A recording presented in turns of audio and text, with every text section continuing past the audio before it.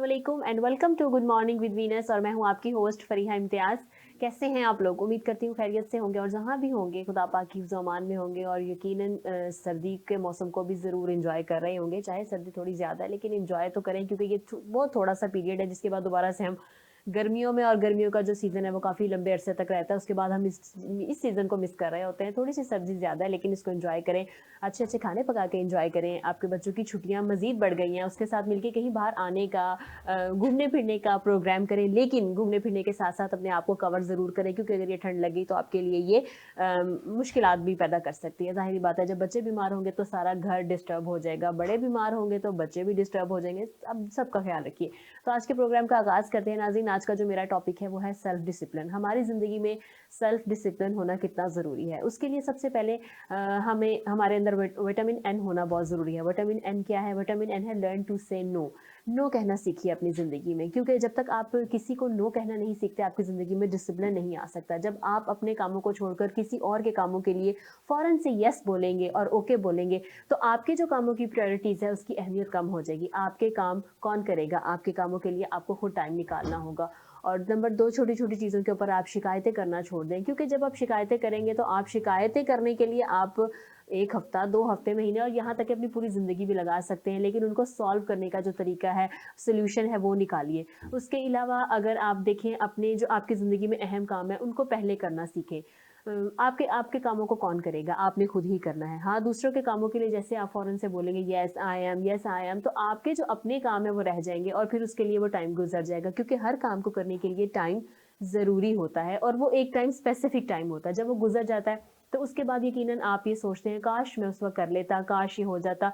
तो इन सब चीज़ों से और काश और अगर से बचने के लिए आपको डिसिप्लिन अपनी लाइफ़ में लाना बहुत ज़रूरी है, क्योंकि डिसिप्लिन होगा तो इन सब चीज़ों से आप बच जाएँगे और आपके अपने काम जो हैं वो बिल्कुल टाइमली होंगे और आपको वक़्त गुज़रने के साथ-साथ उसकी अहमियत भी पता लगेगी। और अगर वो आप नहीं कर सकेंगे तो आप उसका ख़मियाज़ा कैसे भुगत सकते हैं, क्योंकि अक्सर आपने सुना होगा गया वक़्त कभी हाथ नहीं आता। तो आपने भी जाके ज़रूर बताना है कि आपकी ज़िंदगी में कितना सेल्फ डिसिप्लिन है और आपके अंदर इतनी पावर है कि आप किसी को कह सकें नो। अगर नहीं है तो ये पावर अपने अंदर थोड़ी-सी लेके आइए, क्योंकि कभी-कभी नो बोलना भी बहुत ज़रूरी है आपकी ज़िंदगी की इम्पोर्टेंस के लिए। तो जो आज हमारे साथ यहाँ गेस्ट मौजूद है, हम उनसे भी पूछेंगे कि वो इस बारे में क्या कहेंगे, सेल्फ डिसिप्लिन होना कितना ज़रूरी है और अपनी ज़िंदगी में अपनी रिस्पेक्ट करवाने के लिए लर्न टू से नो करना कितना ज़रूरी है। ठीक है? सबसे पहले मैं अपने मेहमानों का आपसे तारुफ़ करवाती चलूँ। हमारे साथ जो पहली मेहमान शख्सियत मौजूद हैं, एडवोकेट इमरान फ़ारूक हमारे साथ मौजूद हैं। उनके साथ जो दूसरी मेहमान शख्सियत मौजूद है, नूरुल अमीन खाकवानी, ट्रेडिशनल क्राफ्ट प्रमोटर भी हैं और सोशल एक्टिविस्ट भी हैं। अस्सलाम वालेकुम। वालेकुम बहुत सलाम जी। शुक्रिया आप लोग आए, आपने हमें टाइम दिया। सर, सबसे पहले आप बताइएगा कि सेल्फ डिसिप्लिन की आपकी नज़र में क्या अहमियत है? आपका क्या पॉइंट ऑफ व्यू है इसके बारे में? बेसिकली जो सेल्फ डिसिप्लिन, डिसिप्लिन है, बिल्कुल। ये हमारी कामयाबी की एक की है। हुँ, तो मैं ये समझता हूँ कि अगर हमें अपनी ज़िंदगी में कामयाब होना है तो सबसे पहले ये हमें अपने अंदर ख़ुसूसियत पैदा करनी हुँ, पड़ेगी। बिल्कुल। दूसरी बात ये है कि हमारा जो दीन है इस्लाम, हुँ, उसने हमें सेल्फ डिसिप्लिन पे चलने के लिए सबसे पहले नमाज दी है। हुँ, अगर हम नमाज को ले लें, वो हुँ, एक मेन एलिमेंट है। आप हुँ, सुबह उठते हैं एक टाइम पे, उसके बाद ज़ोहर की नमाज़ पढ़ते हैं, हुँ, फिर असर की हुँ, पढ़ते हैं, हुँ, फिर मगरिब की, फिर इशा की। इसी तरह आप हुँ, अपनी डेली रूटीन को मेंटेन करते हैं हुँ, नमाज के साथ। हुँ, अगर सबसे पहले एज़ अ मुस्लिम अगर हम नमाज को अडॉप्ट करते हैं तो हमारे अंदर सबसे पहले ये सेल्फ डिसिप्लिन जो है वो पैदा हो बिल्कुल जाएगा। ऐसे ही है। और दूसरी बात ये है कि हमें अपने बच्चों को इस तरफ लाना चाहिए। हुँ, सबसे पहले उनको हुँ, तो नमाज की तरफ हुँ, लाना हुँ, चाहिए। उसके बाद अगर हम स्कूल को देखते हैं तो वो एक टाइमिंग है। हुँ, अगर हम अपने प्रोफेशन को देखते हुँ, हैं, अगर हम अपने प्रोफेशन पे टाइम पे जाते हुँ, हैं, हुँ, टाइम पे अपना वर्कआउट करते हैं, तो ये हमारे लिए बहुत बेहतर है। हम अपनी ज़िंदगी को हुँ, इसी तरह फर्दर लेके चल सकते हुँ, हैं।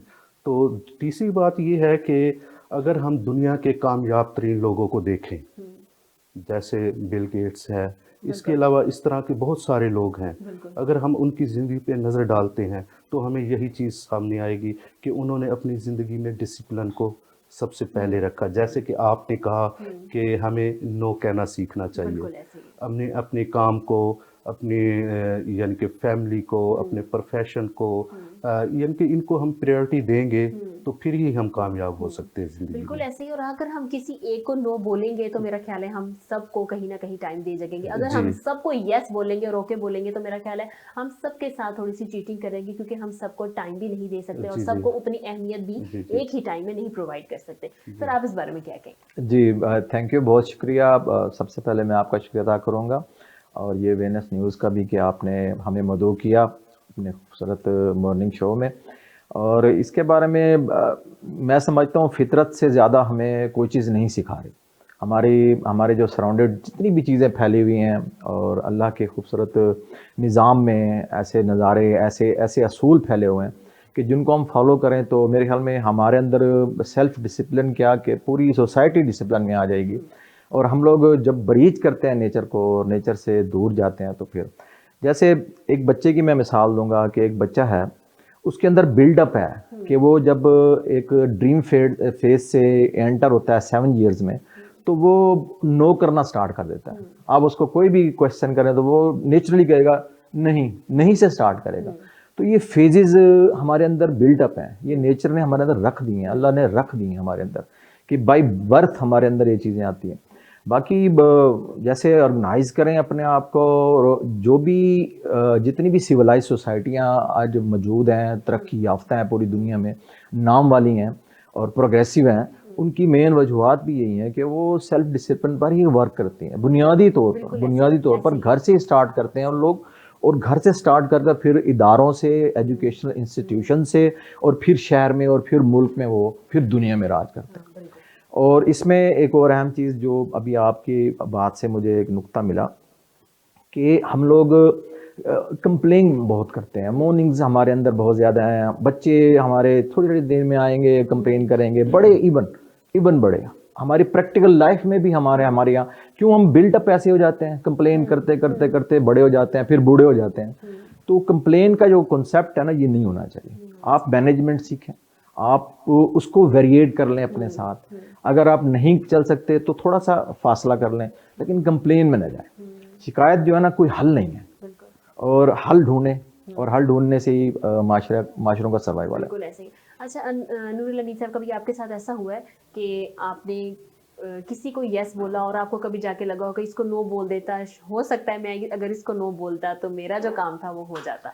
ये बात बिल्कुल अंडरस्टूड बात है कि कई दफ़ा ऐसा हुआ है, कई दफ़ा बंदे को ख्याल आता है यार कि मैंने हामी तो भर ली, मेरा टाइम मैनेज नहीं कर पा रहा, या मुझ में सोर्सेज की कमी है कि मैं उसको मीटअप नहीं कर पाऊंगा। तो जाहिर सी बात है कि बंदा एकदम रिग्रेट में जाता है कि यार मुझे इनकार ही कर देना चाहिए था। तो बस बहरहाल हम लोग मुरवत के मारे हुए सोसाइटी में रहते हैं, और इस हम लोग मुरवत अपने ने ही से हमारा ज्यादा दूसरों को सोचते हैं कि अगर हमने नो बोल दिया तो कहीं हमारे आपस में जो है ताल्लुकात वो खराब ना हो जाए। हमने उनको मेंटेन करने के लिए अपने आप को सूली पे चढ़ना भी हमने मंजूर डिफिकल्टीज किया में चले हुआ। जाते बिल्कुल हैं ऐसे ही। इमरान साहब, अगर आपके प्रोफेशन की तरफ आए, कितना अरसा हो गया आपको इस मुझे प्रोफेशन में? तकरीबन हो गया ऑलमोस्ट 19 ईयर्स। और इस यही प्रोफेशन आपने चूज क्यों किया? ये इसलिए चूज़ किया कि एक तो मेरे ग्रैंडफादर थे, वो बाई प्रोफेशन वो लायक थे, तो मैं उनके साथ कभी कभार आया जाया करता था कोर्स परमिसेस में। तो दूसरी बात ये है कि हमारे माशरे में ना बहुत सारे ऐसे लोग हैं जिनको लीगल एड की ज़रूरत होती है, लेकिन वो अफोर्ड नहीं कर पाते। बिल्कुल ऐसे ही। तो मैं ये सोचता था कि मैं इस प्रोफेशन में जाके ऐसे लोगों की हेल्प करूँगा, तो मैं करता भी हूँ और ऑनेस्टली मैं करता हूँ। अगर आप मेरा वहाँ जाके मेरे बारे में अगर पूछेंगे तो मैं वो करता हूँ। तो मेन चीज़ ये थी कि लोगों को हेल्प आउट करना मुझे अच्छा लगता है। वो जैसे आपने कहा कि एक आपने बात कही कि नो कहना चाहिए, अपनी प्रायोरिटीज़ को सामने रखना चाहिए, लेकिन मैं ये समझता हूँ कि कभी कभी आपको सेक्रीफाइस भी करना पड़ता है, फाइनेंशियली सेक्रीफाइस करना पड़ता है, टाइम देना पड़ता है। कोई मजबूर लोग हो उनको हेल्प आउट करने के लिए करना चाहिए सेक्रीफाइस। लेकिन हमने ये भी सुना है कि वकीलों के हाथ जो लग जाता है तो वो ज़मीनें जायदादें, वो एक केस जीतने के बजाय सब कुछ खो देता है अपना, और जब वो वापस मुड़ के देखता है केस तो वो जीत चुका होता है, जी लेकिन जी, उसके पास बचा कुछ नहीं होता। ये सच है? It's true. इसमें टोटल फॉल्ट जो है ना हम वकला को नहीं दे सकते। हमारा सिस्टम ऐसा है, एक लॉन्ग प्रोसेस है। अगर आपकी कोई प्रॉपर्टी है, उस पे इलीगल किसी ने पोजेशन किया हुआ है, आपने प्रॉपर्टी वापस लेनी है, उसके लिए आपको एक लॉन्ग प्रोसेस से गुजरना पड़ता है। इमरान साहब, इतना लॉन्ग प्रोसेस है, इतना लॉन्ग प्रोसेस है जी, जी। कि वो बंदा तो मेरा ख्याल है मर गया है, लेकिन उसकी जो हायरिंग है ना, वो अभी तक केस की चल रही है। बिल्कुल ऐसा ही है, बिल्कुल ऐसा ही है। मैं इसको टोटली मैं ये कहूँगा कि ये हमारे सिस्टम का कसूर है। हमारा जो सिस्टम है वो ऐसा ही है। हमें इसको थोड़ा स्पीड अप करने के लिए हमें अपने लॉज में चेंजिंग करनी पड़ेगी, ठीक है ना। ये बेसिक जो रिस्पॉन्सिबिलिटी ये है, ये हमारे लेजिस्लेटर जो बैठते हैं असेंबलियों में, तो जो कानून बनाते हैं, हमारी सुपीरियर कोर्ट्स हैं, उनको इस बारे में करना चाहिए। हमारी सुपीरियर कोर्ट्स तो करती हैं, तो काफ़ी दफ़ा जो है ना सुप्रीम कोर्ट से या हाई कोर्ट से डायरेक्शंस आती हैं कि जो ओल्ड केसेस हैं उनको बड़ा स्पीड अप किया जाए। ख़ास तौर पे अभी तो कुछ ऐसे लॉज आते जा रहे हैं कि ख़वातीन की जायदाद के हवाले से जो भी उनके प्रॉब्लम्स होते हैं उसको थोड़ा स्पीड अप किया जाए। फैमिली लॉज उनमें पहले नहीं होता था। पहले तो अगर किसी औरत को डिवोर्स के लिए कोर्ट में जाना पड़ता था तो वो तकरीबन 2-2, 3-3, 4-4 साल बेचारी वहाँ सफ़र करती थी, फिर जाके उसके हाथ में एक डिवोर्स की डिग्री आती थी। लेकिन अब लॉ में ये है कि with in 6 month court bound है इसको डिस्पोज ऑफ करने के लिए। इमरान साहब, इसमें भी 6 मंथ क्यों रिक्वायर्ड है? 6 मंथ इसलिए रिक्वायर्ड है कि जब औरत कोर्ट में जाती है, सबसे पहले वो क्लेम करती है कि मुझे जो है ना डिवोर्स चाहिए, ठीक है। उसके बाद कोर्ट नोटिस इशू करती है उसके हस्बैंड को, वो आता है, वो अपना मौक़िफ़ कोर्ट में देता है, अपना रिटर्न रिप्लाई फाइल करता है। फिर कोर्ट जो है ना उनको मौका देती है कि आप रिकॉन्सिलेशन कर ले आपस में, ठीक है। अगर वो फेल हो जाती है फिर कोर्ट जो है ना वो डिवोर्स अनाउंस करती है। अब इसको प्रोसेस को थोड़ा सा चलाने के लिए कुछ टाइम रिक्वायर्ड होता है। तो ये आपकी बात ठीक है कि इतना लॉन्ग पीरियड, काफ़ी अक्सर न्यूज़पेपर में आप पढ़ते होंगे कि सुप्रीम कोर्ट ने एक फ़ैसला किया कि किसी भी पर्सन की जायदाद जो है ना उसको वापस दी गई, लेकिन वो उसके पोते को दी गई। बिल्कुल ऐसे ही जिसने है, ऐसा केस ही है। फाइल किया था वो बेचारा काफ़ी अरसा हो गया, उसकी डेथ हो गई। तो मैं इस बारे में मैं भी यही समझता हूँ कि हमें सिस्टम को, अपने लॉ को थोड़ा सा चेंज करना चाहिए, लोगों को रिलीफ देना चाहिए। बिल्कुल तो ऐसे ही है। इसमें जो है ना, जहाँ तक कोर्ट्स का ताल्लुक है वो अपना रोल अदा करती हैं। हमने अक्सर देखा है कि जो ओल्ड केसेस होते हैं जजेस कोशिश करते हैं कि इसको जितनी जल्दी हो सके डिस्पोज ऑफ किया जाए, और सुपीरियर कोर्ट से भी डायरेक्शंस आती हैं कि फ़लाँ पीरियड के जो केसेस हैं इनको अब जल्दी डिस्पोज ऑफ करें। लेकिन मैं समझता हूँ कि इसमें जो हमारे लेजिस्लेटर हैं, जो असेंबली में लॉज बनाते हैं, उनकी रिस्पॉन्सिबिलिटी है कि वो उनको कुछ थोड़ा ऐसे इसके ऊपर लॉज, नजरसानी करनी हाँ जी, चाहिए। कुछ ऐसे लॉज बनाए कि टाइम को शॉर्ट किया जाए, बिल्कुल ऐसे एक ही है। शॉर्ट पीरियड में लोगों लेकिन को उनके अपने रिलीफ दिया प्रोसेस जो जाए। हैं वो बहुत लॉन्ग टर्म के चल रहे हैं, तो वो मेरा ख्याल है इस तरफ नजरसानी करने का उनके पास टाइम नहीं है, जो असेंबलियों में लोग बैठे पॉसिबल हुए है, हैं। पॉसिबल है, उनके अपने मैटर्स बहुत होते हैं। बिल्कुल ऐसे ही है। जी हकवानी साहब, अगर आपसे बात करें आपके प्रोफेशन के हवाले जी से, जी। आपने इस प्रोफेशन को ही क्यों चूज किया? इसमें मैं ये देखता हूँ कि हमारा मुल्तान जो है बहुत रिच है तारीख़ी हवाले से। ख़ास तौर पर ट्रेडिशनल क्राफ्ट हमारी पीछे जा रही थी बहुत ज़्यादा, लोगों में इसकी शनाख्त कम हो रही थी। अब मुझे माशाल्लाह तकरीबन 15 एक साल या 12 साल ऑलमोस्ट हो गए हैं मैं इसको उठाने में लगा हुआ हूँ।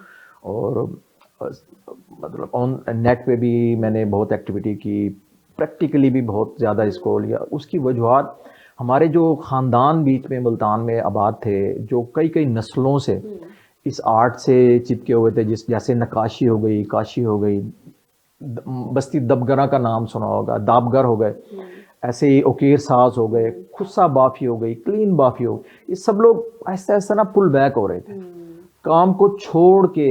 इस हमारे जो हेरिटेज है, हमारा ट्रेडिशन है मुल्तान का, उसको छोड़कर मजदूरियों में जा रहे थे। और जिस मैं ज़ाहिर है इसी वसेब का बच्चा हूँ, इसी तल का बच्चा हूँ, तो मैं बड़ा बचपन से अटैच था इन चीज़ों से। तो मुझे फीलिंग्स आती थी कि ये ख़त्म ना हो जाए, ये बिल्कुल गुम ना हो जाए, ये लोग, ये ख़ानदान गुम ना हो जाए। तो इसके लिए मैंने बहुत सारा होमवर्क किया, बहुत टाइम मैंने कंज्यूम किया, इन लोगों में जाके बैठा, इनके साथ काम करते हुए इनको देखा, इनको बकअप किया। और जो लोग, बल्कि मैं तो ऐसी मिसालें नाम लेकर भी दे सकता हूँ जो आज माशाल्लाह अवार्ड याफ्ता भी हैं, और वो लोग काम छोड़ने पे आ चुके थे। एंड ये था कि उनके बच्चे तालीम से भी रह गए और पढ़ाई से भी, बिल्कुल ऐसे ही। हाँ, काम छोड़ने पे आ गए थे मजदूरी में जाने के लिए उनके, क्योंकि किसी का वालिद कुछ कर रहा था या किसी को कोई, ज़ाहिर है खाना तो हर किसी को चाहिए, पेट तो लगा हुआ है ना, बच्चों को भी पालना है। तो मैंने इस वजह से इस तरफ आया और मैंने उनको बकअप भी किया, उनको सपोर्ट भी किया, अपने पैसे भी खर्च किए, उनसे काम करवाया। मैंने काम नहीं छोड़ो, आप काम करो, ये बिक जाएगा, कभी ना कभी तो बिक जाएगा, आप काम नहीं छोड़ो। तो ये जो अटैचमेंट है मेरे वसीब के साथ, मेरे तल के साथ, इसने मुझे इसमें डाला और मैं फिर चलता रहा। सफ़र आप चलते रहे तो कहीं ना कहीं पहुंच ही जाते हैं। अल्हम्दुलिल्लाह से आज पूरी दुनिया में रिकग्नाइज है हमारी ब्लू पोट्री हो गई, और हमारे मुख्तलिफ हमारे जितने भी आर्ट हैं वो अल्हम्दुलिल्लाह से रिकग्नाइज। अच्छा, थोड़ी सी हमारे देखने वालों को ब्लू पोएट्री की हिस्ट्री बता दीजिए, क्योंकि उन्हें समझ तो आ गई ये ब्लू पोएट्री, क्योंकि सबकी बहुत फेवरेट है, जी, सबको जी, वो बहुत जी, अट्रैक्ट जी। करती है, लेकिन उसकी थोड़ी सी हिस्ट्री अगर आप ये बताएं। तारीखी हवाले से मुल्तान 5000 साल सपोज करते हैं कि ये लिविंग सिटी है, 5000 ईयर से लिविंग सिटी है। तो यहाँ पर जितने भी दस्तकार आए वो जाहिर है यहाँ फातहीन भी आते रहे, और अलेक्जेंडर को भी लोग देखते हैं, मोहम्मद बिन कासिम की हिस्ट्री भी देते हैं। इसके अलावा भी इन बिटवीन इतनी ज़्यादा हिस्ट्री मौजूद है कि जिसको ढूंढने के लिए हमारे पास ना तो इतने जहन मौजूद बिल्कुल हैं, ऐसे। ना ही सोर्सेस मौजूद हैं, ना ही किसी ने ट्राई की है कभी इसके अंदर घुसने की। तो जहाँ से हमें वो चीज़ें पकड़ना स्टार्ट होती हैं तो वो ज़ाहिर है इन्हीं फातहीन के बारे में जब लोग लिखते हैं तो जो टेम्पल थे मुल्तान में, बहुत पुराने जो हिंदुओं के मंदिर थे, वहाँ पर ये चीज़ें पाई जाती थी। ये ब्लू पॉटरी का जो टाइलें, नीली टाइलें आपने देखी होंगी, नीले फिरोजी रंग को ज़्यादा प्रमोट किया जाता था। और ये लोग ना नीली अचकनें पहनते थे और ये मेडिटेशन से रिलेट करते थे कि इससे कामनेस पैदा होती है, सूदनेस पैदा होती है कि आप जो है ना नीले रंग को देखें। तो आज साइंस इसको प्रूव कर रही है कि जो टेम्पटेशन के पेशेंट हैं, जिनको एंजाइटी है या जिनको डिप्रेशन रहता है, तो वो कोई ब्लू चीज़ को देखते हैं तो उनको रिफ्लेक्सेस फीलिंग्स आती हैं उसके बारे में कि वो कामनेस में जाते हैं, उसका उनकी टेम्पटेशन कम हो जाती है। तो इसी तरह ये जब हिंदुओं का दौर था प्री पार्टीशन से बहुत पहले, तो उस वक्त से ये हमारे तल में, हमारे वसीब में मौजूद है। और ये ब्लू पॉटरी के मुख्तलिफ बर्तन आपने ज़रूर देखे होंगे, कई ख़ानदान इससे जुड़े हुए हैं।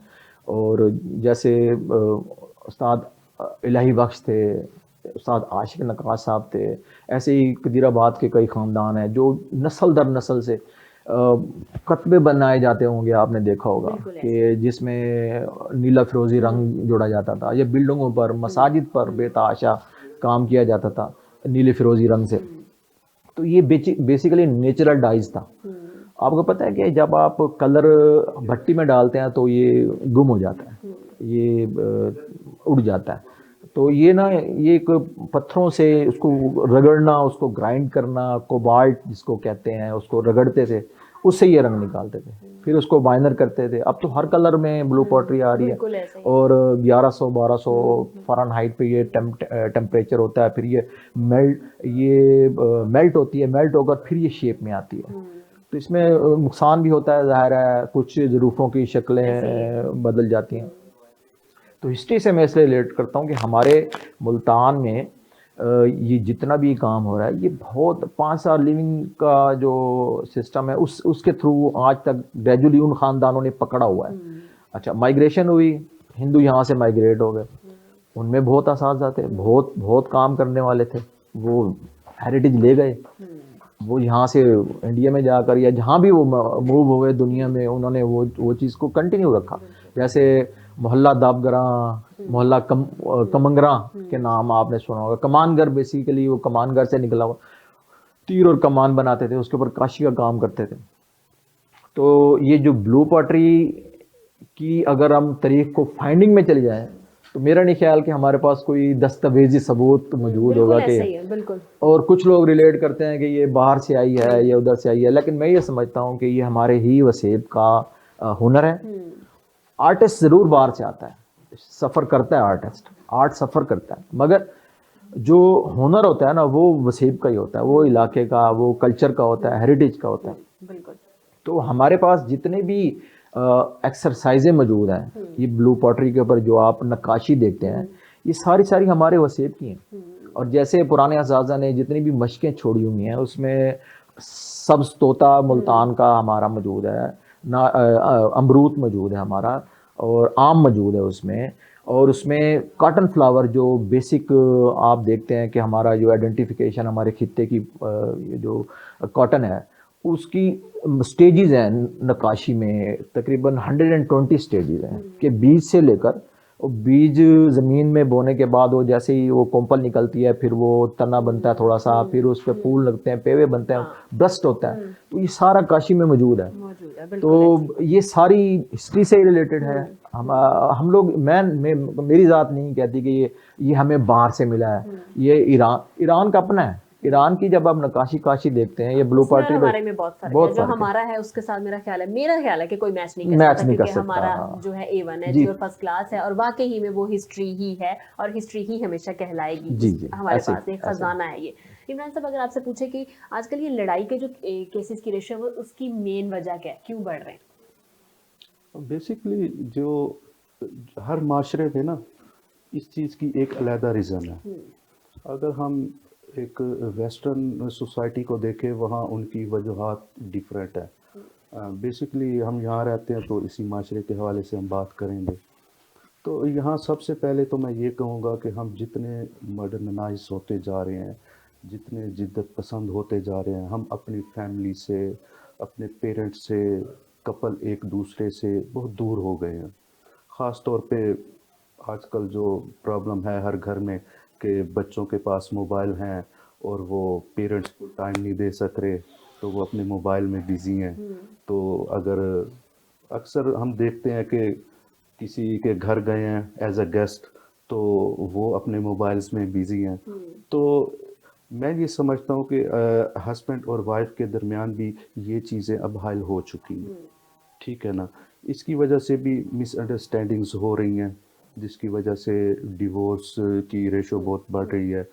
उसके अलावा ऐसी उसके वजह अलावा मुझे लगता है कि कंपटीशन बहुत ज्यादा हो गया कि फलां के पास अगर ये चीज है तो हमारे पास क्यों नहीं जी है, जी और वो अगर आप ये प्रोवाइड नहीं कर सकते हैं तो बस ठीक है जी, आपका रास्ता अलग और जी जी मेरा अलग। वो एक एलिमेंट ज़रूर है। हाँ। वो एक एलिमेंट ज़रूर है, लेकिन उसमें जो है ना, एक जो खातून है उसकी जो घर में परवरिश हो रही है, तो वो एक बहुत अहम किरदार अदा करती है।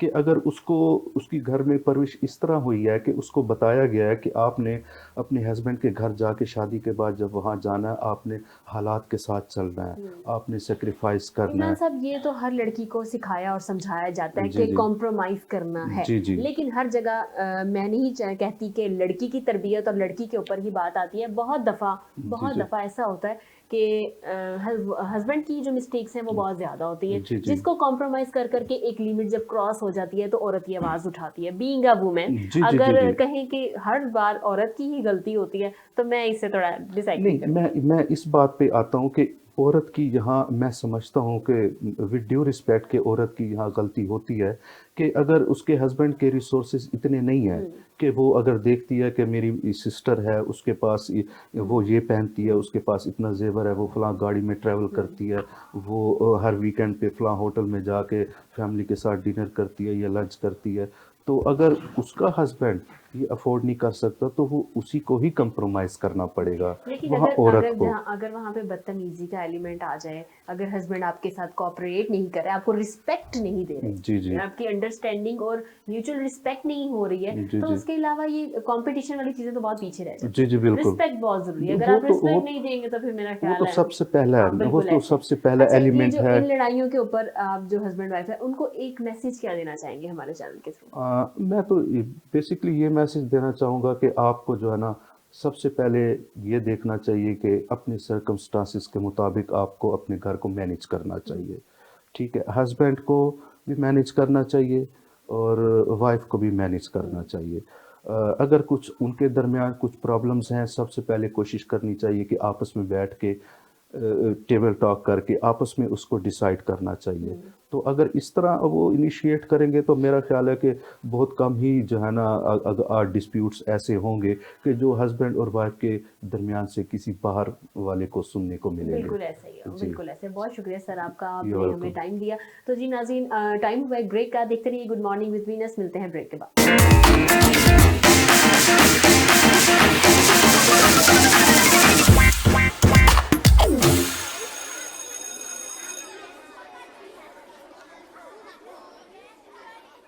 Venus group of companies. क्या आप अपने माली अहदाफ तक पहुंचना चाहते हैं? तो फिक्रमंद होने की कोई जरूरत नहीं, क्योंकि वीनस ग्रुप ऑफ कंपनीज आपके लिए एक ऐसा प्लेटफॉर्म है जहां आप अपने माली अहदाफ तक बआसानी पहुंच सकते हैं। हम दुनिया भर में अपनी खिदमात फराहम कर रहे हैं। कमोडिटी मार्केट में महारत के साथ साथ हम अपनी पेशा वाराना पुर अज़म खिदमात के साथ बढ़ती हुई मार्केट में जिंदा रहने में आपकी मदद करते हैं। हमारा एतमाद मार्केट के खतरात को कम करना है, जिसका नतीजा आप काबिल जिक्र मुनाफा कमाते हैं। वीनस कस्टमर केयर सपोर्ट 24 घंटे मुफ्त मुशावरत फराहम करती है और हमवार अमल के लिए हमारे पार्टनर्स की मदद करती है। तो आज ही हमारी वेबसाइट पर रजिस्टर हों और मुनाफा कमाना शुरू करें।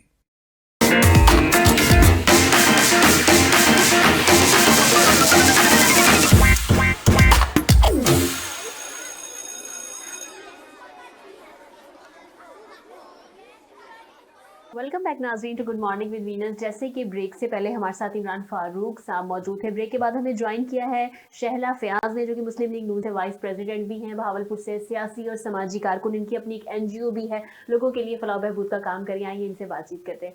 चल, आप क्या कहेंगी कि जैसे कि स्टार्टिंग में हमारा एक टॉपिक था मेरा कि सेल्फ डिसिप्लिन होना ज़िंदगी में बहुत ज़रूरी है, आप इसके बारे में क्या कहेंगी? इसके बारे में मैं यही कहूँगी कि हर इंसान को इसका ख्याल रखना चाहिए। अगर आप कामयाब लाइफ चाहते हैं तो इसमें आपको ज़रूरी है। अगर आप ये रखेंगे तो आगे आप कामयाब होंगे, चाहे वो कोई भी है, चाहे छोटा इंसान भी है, उसे भी इस चीज़ का ख्याल रखना चाहिए। ये तो हर इंसान में शुरू से एक शौक होता है कि मैं बड़े मकाम पे पहुँचूँ, तो इसे लेके आप चले, डिसिप्लिन को लेके चले। हाँ जी, बिल्कुल। इसे लेके चले। आप हर कदम पे आपको इसकी जरूरत पड़ती है। बिल्कुल ऐसा। हर उसमें शोबे में आप जाए तो देखिए, अगर आपके अंदर ये चीज है तो आगे आप लोगों तक वो पहुंचा सकते हैं। अगर आपके अंदर नहीं है डिसिप्लिन तो कहीं पे भी आप वो शो नहीं होगी। ठीक हो गया। चलो जी, कितना अरसा हो गया आपको ये सियासी और समाजी खिदमत सर अंजाम देते? मैं 12 साल से उसमें हूँ, फील्ड में हूँ। मेरी फैमिली शुरू से सियासत से ताल्लुक़ रखती है और मेरे फादर शुरू से मुस्लिम लीग नून के वो थे। और मुझे आए हुए मैंने कम एज में इस चीज़ सियासत में आई हूँ। मैं भावलपुर की पहली लेडी हूँ जिसने कम एज में सियासत की है। ठीक हो गया। इसके अलावा जो आप समाजी काम करिए, इसमें कोई आपकी NGO है अपनी, या ये उससे रिलेटेड ही है, आपकी पार्टी से रिलेटेड ही? नहीं, मैंने ज़ाती तौर पे इसे वो किया है और इसे अभी मैंने आगे भी लेके आना है, लेकिन मैं ज़ाती तौर पे हेल्प करती हूँ उन लेडी के लिए जिनका कोई भी नहीं होता, जिनकी कोई हेल्प नहीं करता। मैं उनके लिए काम करती हूँ, उन बच्चों के लिए, यतीम बच्चों के लिए, और उनके लिए मैं ज़्यादा सपोर्ट करती हूँ एजुकेशन वगैरह को। और मुझे ऐसे महकमे सपोर्ट भी करते हैं, हॉस्पिटल। आपके काम को देखते हुए, आपकी प्रायोरिटीज को देखते हुए तो लोग ऑटोमेटिकली आपको सपोर्ट करेंगे। अगर आपकी नीयत साफ है, आपका जो किबला है वो दुरुस्त है, तो ऑटोमेटिकली जो अल्लाह ताला वसीले आपके लिए बनाता रहता है। सर, आपसे बात करेंगे कि इसकी जो हमारा इधर की हैंडीक्राफ्ट्स है, ब्लू पोएट्री, और बाहर की ब्लू पोएट्री, उसमें डिफरेंस क्या? क्योंकि मैं वर्ड यूज़ करता हूँ ट्रेडिशनल क्राफ्ट।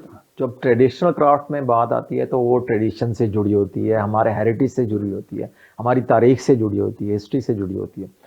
तो डिफरेंस अंडरस्टूड बात है कि हमारे जितने भी मुल्तान में ब्लू पोएट्री का काम हो रहा है, हमारे असातिज़ा कराम ने जितनी एक्सरसाइजें छोड़ी हैं, जितना काम छोड़ा है, किया है, उसमें हमारी अपनी इंस्पिरेशन है, हमारे अपने वसेब की, हमारे अपने सराउंडिंग से जो उन्होंने सीखा, देखा, महसूस किया, वो उन्होंने कैप्चर किया अपने काशी में, नकाशी में। ऐसे ही ईरान को ले रहे हैं, तुर्की ले लें, चाइना भी कर रहा है, और भी कई कंट्री काशी नकाशी में कर रही हैं, ब्लू पोएट्री भी बना रही हैं, पोएट्री भी बना रही हैं। वो अपने ही इंस्पिरेशंस में काम कर रही हैं, अपने ही वर्जन में काम कर रही हैं, अपनी ही काशी के स्टाइल में काम कर रही हैं। जैसे ईरान का फेमस है मुर्ग, एक उनका मुर्ग है जिसको वो बोलते हैं कि कुछ नाम स्पेसिफिक है उसका, ईरानी पर्शियन में ही है, तो वो उनका अक्सर उनकी जो जितनी भी काशी नकाशी है उसमें नज़र आता है। ऐसे ही वहाँ की जो पत्ते, फूल, कलियाँ, पौधे, वो उनकी नकाशी में नज़र आते हैं। ऐसे ही तर्किश लोग हैं, वो बनाते हैं तो वो शार्प एजेस बनाते हैं अक्सर, वो गोलाई को इतना पसंद नहीं करते काशी नकाशी में। जबकि हमारे यहाँ जितना भी काम हो रहा है उसमें जितना भी हमारा वर्जन है वो कॉटन फ्लावर, आप देखती होंगी कि वो एक स्टेज से गुजर कर ब्रस्ट आउट होता है, पूरा पौधे का पौधा वो उसको निकालते, खिलाते। ऐसे ही एक सरायकी जो होडला वो एक पौधा है, उसमें भी खूबसूरत फूल लगते हैं अनार के फूलों की तरह, वो भी प्रैक्टिस में आए। ऐसे ही हमारा कव्वा है, काला कव्वा, सब्ज तोता, ये परिंदे भी बनाते हैं नकाश लोग। और फल हैं जिसमें अमरूद हो गया, आम हो गया, ये अंगूर भी लाते हैं नकाशी में। तो ये अपनी इंस्पिरेशन है उनकी। अच्छा सर, आप क्या कहते हैं कि अब ऐसी कोई एकेडमीज हैं जहाँ पे बच्चियों को या बच्चों को ये चीज़ें सिखाई जा रही हैं, या सिर्फ हमारे पास वो ही एक मुख्तसर सा और मखसूस असासा बचा हुआ है इन लोगों को इन चीज़ों को बनाने के लिए? इसके बारे में बड़ा दिल गिरफ्ता है कि हम लोग अपने हेरिटेज पे काम नहीं कर रहे। अब आपको एक छोटी सी मिसाल देता हूँ। मैं इंग्लैंड रहा हूँ, पढ़ता रहा हूँ लंदन में। वहाँ पर लंदन वॉल बड़ी मशहूर फेमस, आप नेट पे उठाएं, और मैंने जाकर जब देखी तो वो मुश्किल मेरे ख्याल में 30 फुट की होगी या 22 फुट का एक पीस सा दीवार का, इतना सा चौड़ा, 2 फीट विर्थ का होगा, छोटी ब्रिक ईंट से बना हुआ, जो हमारे मुल्तान में बेतहाशा बिल्डिंगों पे आज भी मौजूद है, जिसको हम लोगों ने अपने सख्ती से, जुल्म से उसको ख़त्म करने की कोशिश की, आज भी वो मौजूद है। तो वो छोटे से पीस की पूरी दुनिया को उन्होंने अटैक किया हुआ है अपनी तरफ, और पूरी दुनिया से 10 मिलियन प्लस टूरिस्ट जो है ना लंदन विजिट करता है, इंग्लैंड विजिट करता है हर साल, उनकी इंडस्ट्री है ये। तो हमारे पास तो भरा हुआ है, हमारा मुल्तान तो ऐसी ईंटों से भरा हुआ है, ऐसे घरों से भरा हुआ है। बिल्कुल। हमें तो उनको एक्सप्लॉइट करने की, थोड़ी सी हाईलाइट करने की देर है। फिर देखें दुनिया से कहाँ से लोग उमड़ आएंगे, रिसर्च करने, रिसर्चर आ जाएंगे, आप पे लिखने वाले आ जाएंगे। गोरा लिख के गया हुआ है आपके ऊपर, वही उसको कंटिन्यूटी उसकी स्टार्ट हो जाएगी। हम लोग तो बिल्कुल तवज्जो नहीं कर रहे इसके ऊपर। और जबकि हमें नहीं पता कि अगर हम इन चीज़ों को तवज्जो नहीं करेंगे, वक्त के साथ साथ आज खाकवानी साहब हैं, उनके बाद कोई एक आधा और आएगा जिस चीज़ों को संभालने की कोशिश करेगा, लेकिन ये बिल्कुल मिटते चले जाएंगे। ये हमारा असासा है, हमारी हिस्ट्री है, इसको खत्म मत होने दीजिए। इसके ऊपर थोड़ा सा फोकस की जरूरत है, थोड़ा सा नजरसानी ज्यादा की फोकस जरूरत है कि कीजिए, इसको हमने बचाना है, अपने मुल्क के असासे को हमने बचाना है। चलिए जी, आपके एनजीओ की बात करते हैं। आप तक लोगों की रसाई आसानी से हो जाती है या कोई टाइम लेना पड़ता है, या आप एक हफ्ते बाद, महीने बाद उनको मिलती है? नहीं, आसानी से हो जाते। कुछ लोग ऐसे होते हैं कि वो फौरी इस चीज़ को समझते हुए मुझे टाइम दे देते हैं। किसी से अगर मुझे लेट हो भी जाती है, लेकिन ये है कि मैं कोशिश करती हूँ कि फौरी मैं उनकी मदद करूँ, हेल्प करूँ किसी तरह से। लेकिन भावलपुर में मुझे काफ़ी लोगों की सपोर्ट है और मुझे अभी तक वहाँ से अच्छा उनका मिल रहा है रिस्पॉन्स। ठीक हो गया। अच्छा, औरतों को वहाँ पे भावलपुर में जो आपके पास खवातीन आती हैं, उनको सबसे ज़्यादा किन मसाइल का सामना है? ज़्यादातर जो मसाइल है वो यही होता है कि खवातीन घरेलू तौर पे जैसे होते हैं, बेरोज़गारी बहुत ज़्यादा है। आजकल बेरोज़गारी इतनी है कि खवातीन जो है तंग आ जाती हैं बेचारी, अपने बच्चों के लिए वर्क करना चाहती हैं। और ऐसे मैं चाहती हूँ कि वैसे हमारी जो भी आवाम आए, जो भी हमारा आए वज़ीर आज़म, उसे इस बेरोज़गारी को पहले ख़त्म करें। बेरोज़गारी इतनी है कि आप पढ़ी लिखी लेडीज़ देखे, बच्चियाँ देखे, जो इस चीज़ पे है कि उन्हें समझ नहीं आती कि वो किस तरह अपनी घर को या चलाए, या अपने इस मदर जिन्होंने इतना खर्चा किया बच्चियों पे, तालीम दी, एजुकेशन दिया, अपने पेट काट के उन बच्चों को पढ़ाया, और आजकल उन बच्चों के पास कुछ नहीं है, बेरोजगारी है। लड़की है तो वो लाजमी चोरी चिकारी इस तरफ जा रहे हैं। जब बेरोजगारी होगी तो ये चीजें आपके माशरे में ज्यादा होगी। इस चीज पे कंट्रोल अगर हम करना चाहते हैं अपने बच्चों को, तो पहले तो हम उनकी एजुकेशन के मुताबिक देखें। आजकल ये है कि सिफारिशें बहुत ज्यादा है, जिसके पास पैसा है उसे सीट मिल रही है, बिल्कुल ऐसे जॉब। जबकि जो पढ़े लिखे है, जो गरीब घरों से है, हमें उनकी तरफ ज़्यादा तवज्जो देनी चाहिए कि अगर पढ़ाई के बावजूद उन्होंने डिग्रियां लेके ऐसे रोडों पे बैठना है, चोरी चकारी करनी है, तो कोई फायदा नहीं है ऐसी डिग्री का। आप ये देखें कि एक 5 पढ़े हुए बंदे को वो जॉब मिली है बिल्कुल जो ऐसा ही एक है। एमए को मिलनी बिल्कुल चाहिए। ऐसा, और एमए वाला जो है वो नौकरी की हाँ, तलाश जो में है। सिर्फ पैसों के पीछे, हाँ, बिल्कुल। ये चीज अगर हमारी माशरे में कंट्रोल हो जाए तो मैं समझती हूँ कि शायद अब किसी आप को वो ही की ना- बातों में से एक बात आपने बोला, जो वजीर आजम आए उनसे गुजारिश है कि वो बेरोजगारी को खत्म करें। आपको क्या लगता है, इलेक्शन होंगे या नहीं होंगे? मुझे तो लगता होएगी और इसमें ज़रूर होएगी इलेक्शन।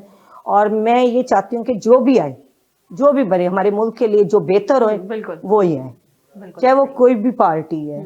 मैं ये नहीं कह रही कि मैं मुस्लिम लीग नून की हूँ तो मैं चाह रही हूँ कि मेरी जो भी आए हमारे मुल्क की बेहतरी के लिए है, बिल्कुल ऐसा ही है। क्योंकि मैं भी इसी अच्छा, अगर आपकी पार्टी का हिस्सा- पूछा जाए, उनका मंशूर क्या है? देखा जाए उनकी पार्टी के होते हुए, अगर आप देखें पीछे, अगर वैस हो जाए तो आप ये देखें कि उन्होंने ऐसे बहुत से मंसूबे बनाए हैं। मोटरवे हो गई, बहुत देखे उन्होंने गरीब आवाम के लिए बहुत सी, जब भी मुल्क में जब भी नवाज शरीफ आई है, जब भी नवाज शरीफ की पार्टी आई है तो गरीब आवाम के लिए ऐसे उन्होंने बहुत से प्रोजेक्ट निकाले। और मैं भी आगे भी बेहतरी की तरफ ही होगा जो भी। बिल्कुल ऐसे। अच्छा, आपकी एनजीओ का नाम क्या है? मैंने इब्ने आदम यूथ के नाम से रखी थी ये जो, और इसे मैं काफ़ी अर्सा चलाती भी रह गई। फिर पार्टी की बेस पे मुल्क के हालात कुछ ऐसे हो गए, लेकिन मैं ज़ाती तौर पे इसे अब चला रही हूँ। अभी फ़िलहाल इसे मैंने स्टॉप किया हुआ है, लेकिन ये कि मैं खुद चाहती हूँ कि मैं ज़ाती तौर पे इसे, मैं अपनी एक ज़ाती तौर पे इस एनजीओ को वो करूँ। फैमिली सपोर्ट कितनी है?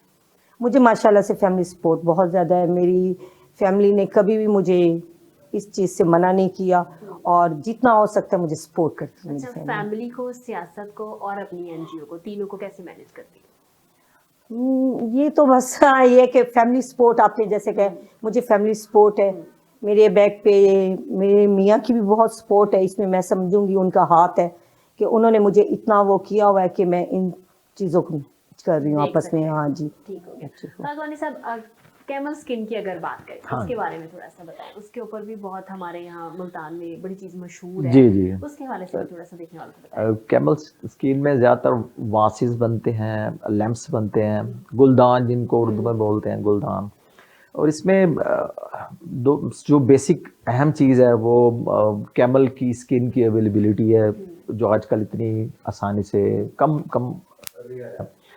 तो दाबगर एक इसमें पहली जो कैटेगरी है वो दाबगर की आती है कि दाबगर क्या करता है। दाबगर उस कैमल स्किन को मोल्ड में लाकर शेप देता है, और जब जो गुलदान की शेप देना है, लैंप की शेप देना है, उसने किसी भी गोले की शेप देना है या कुछ शेप देना है, वो दाबगर करता है।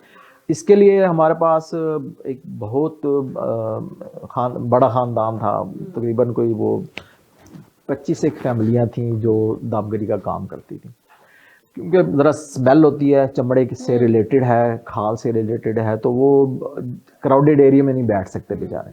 अब उन्होंने अभी 3 या 4 ऐसे ख़ानदान हैं जो मुल्तान में दाबगरी का काम कर रहे हैं, और चाइना ने इसको रिप्लेस कर लिया है वो फाइबर ग्लास के साथ। लेकिन हमारा स्टिल मुल्तान का जो है वो ट्रेडिशनल वे पे काम हो रहा है, दाबगर ही बना रहे हैं, कैमल स्किन के वासिस वगैरह। अब उसका जो नेक्स्ट स्टेज है, ड्राई होने के बाद वो आ जाता है मार्केट में नक्काशों के पास, आर्टिस्टों के पास आ जाता है। वो उस पर काशी का काम करते हैं, जिसमें मुख्तलिफ एंटीक है, एंटीक स्टाइल है हमारा नक्काशी का, ट्रेडिशनल स्टाइल है नक्काशी का, मॉडर्न स्टाइल है नक्काशी का। तो वो सारे हर कलर्स को आजकल यूज़ हो रहे हैं, और उसमें एल्यूमिनेटेड भी होते हैं जिसमें आप बल्ब लगाएं वो ग्लो करते हैं, और कुछ डेड भी होते हैं जिसमें हम नीली फरोज़ी में काम ज़्यादातर होता है तो वो डेड होते हैं। तो इस तरह से अल्हम्दुलिल्लाह से कैमल स्किन हमारी बहुत फेमस है। इसको सील ऑफ एक्सीलेंस भी मिला हुआ है यूनेस्को की तरफ से मुल्तान के हवाले से, और ये हमारे लिए एजाज़ की बात है और पूरी दुनिया में फेमस है। और ये ब्लू पोएट्री के एक्सपोर्ट इंपोर्ट के हवाले से भी थोड़ा सा बताएं।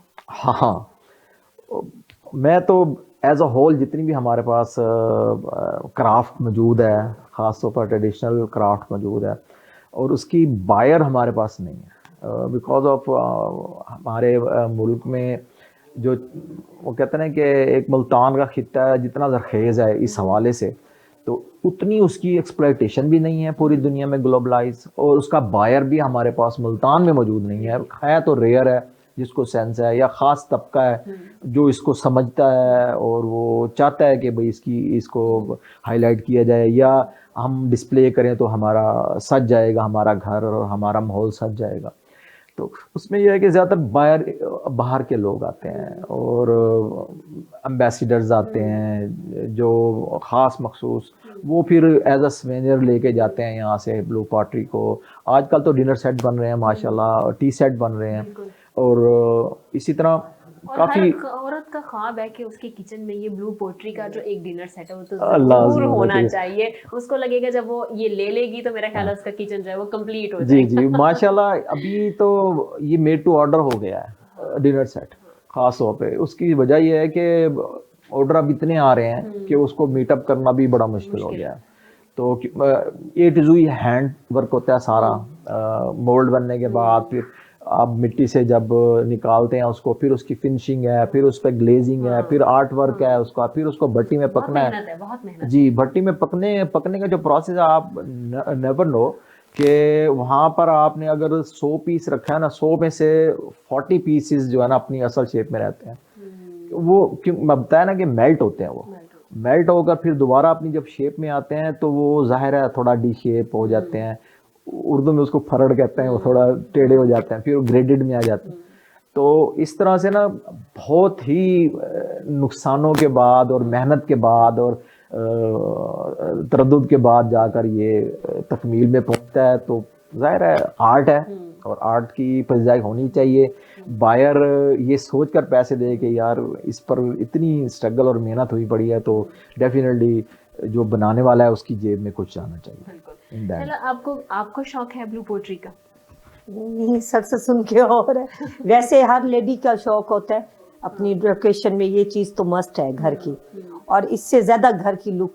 जी, आप क्या कहेंगी कि ब्लू पोट्री का आपकी शौक है, क्रेज है कि आपकी भी जो ग्रोसरी है या जो आपकी किचन के सेट है उसके अंदर भी एक ऐसा डिनर सेट लाजमी होना चाहिए? जरूर होना चाहिए, ये तो हर लेडी का शौक होता है। और क्रॉकरी में तो लेडीज की चॉइस होती है कि जितना भी अच्छा हो। और वैसे ये कलर नुमाया इन है, और इसका तो बहुत आजकल। अगर आपसे पूछा जाए आपका फेवरेट कलर कौन सा है? मेरा तो वैसे ब्लैक है, लेकिन ये है कि आजकल ये कलर बहुत ज्यादा अच्छा, इन ब्लैक है। फेवरेट कलर होने की वजह क्या है? उसमें इंसान जरा थोड़ा सा स्लिम नजर आता है या फिर वैसे ही आपको? नहीं, ब्लैक कलर वैसे देखा जाए तो एक इसलिए अच्छा लगता है, लाजमी नहीं। आप ये देखिए, खाना काबा का गिलाफ भी ब्लैक है, चॉइस की बात है। वो ये है कि उसमें वैसे ब्लैक कलर ना आंखों को अच्छा लगता है। कलर तो बहुत है कलर, लेकिन ब्लैक पता नहीं थोड़ा क्यों। attract करता है हाँ, आपको। अच्छा चलो, आपको कोई और भी आपकी फैमिली में जो लेडीज हैं वो इस तरफ आना चाहती है सियासत की तरफ, या आप हैं बस फैमिली कहती है बस जो शैला कर रही है ठीक है, इसके बाद कोई ना सोचे आने का? नहीं, मेरी फैमिली जेंट्स तो हमारे सियासत में हैं, और जो मेरी फैमिली लेडीज है वो कभी सियासत में नहीं आई। मसलन जॉब वाइज है, बैंक सेशन है, एजुकेशन में है उनकी, लेकिन पहली मैं लेडी हूँ सियासत में जो आई हूँ तो फैमिली आपका में। एक्सपीरियंस कैसा रहा? मेरा बहुत अच्छा रहा है, क्योंकि मुझे फादर से शौक था, मेरे फादर सियासत में थे। मेरे और सपोर्ट भी थी, तभी आपका शौक पूरा हो सका? हाँ जी, और मेरे मियाँ ने भी बहुत सपोर्ट किया मुझे सियासत में लाने की। मैसेज क्या देना चाहोगे आप? मैं आवाम को यही मैसेज देना चाहूँगी, उन लेडीज को और उन जेंट्स को, कि आप अपने हक के लिए आवाज़ उठाएं। जो कहते हैं ना कि हजूर का भी है कि जो अपने हक के लिए बोले वो राइट है। अगर आप अपना हक चाहते हैं तो बोले, आवाम लाजमी नहीं है, आपका हक बनता है, आपका राइट बनता है। जो आपको अच्छा लगता है अपने लिए वही करें आप, और वही इलेक्शन से आप हो गया पार्टी को, जो आपको बेहतर लगता है आप उसका साथ दें। बिल्कुल ऐसा ही है। हाँ वानी साहब, आप क्या मैसेज देना जी। चाहेंगे? मैसेज आजकल के सिनारियो के मुतालिक आप मैसेज जो पूछना जा रही हैं, डेफिनेटली सबसे पहले पाकिस्तान, और उसके बाद जो है ना जाहिर है पाकिस्तान है, हम हैं, पाकिस्तान है, हमारे बच्चे हैं, पाकिस्तान है, हमारा फ्यूचर है। तो सबसे पहले पाकिस्तान, और पाकिस्तान के बारे में सोचें, पाकिस्तान के लिए सोचें, और पाकिस्तान की प्रोग्रेस के लिए सोचें। तो हमें होल हार्टेडली यहाँ से इसके लिए कुछ करना चाहिए। हम जो भी कर रहे हैं अच्छा कर रहे हैं, मैं इम्कानात की दुनिया का बंदा हूँ, खुश इम्कान रहने वाला बंदा हूँ। अल्हम्दुलिल्लाह से हम बहुत से लोगों से, दुनिया के मुल्कों से अच्छे हैं, दुनिया के मुल्कों की इकनॉमिक्स से अच्छे हैं, हमारे लोग अच्छे हैं, मेहनती हैं, टैलेंट हमारे में मौजूद है, और हमें सिर्फ उसको पॉलिश करना है, बाहर लाना बिल्कुल है ऐसे। और मार्केट में अपने आप को मनवाना है, और उसके लिए हमें ज़्यादा से ज़्यादा तरद्दुद और तगदो करनी चाहिए, बिल्कुल। अपना हमारा मुल्क आगे जा सके। बिल्कुल ऐसे। बहुत शुक्रिया आप लोगों का, आप आए, आपने हमें टाइम दिया। तो जी नाज़रीन, खूबसूरत मैसेज के साथ अपने प्रोग्राम की एंडिंग करेंगे। कल आपसे दोबारा मुलाकात होगी नए मेहमानों के साथ, नए टॉपिक के साथ। तब तक के लिए इजाज़त दीजिए। अल्लाह हाफ़िज़।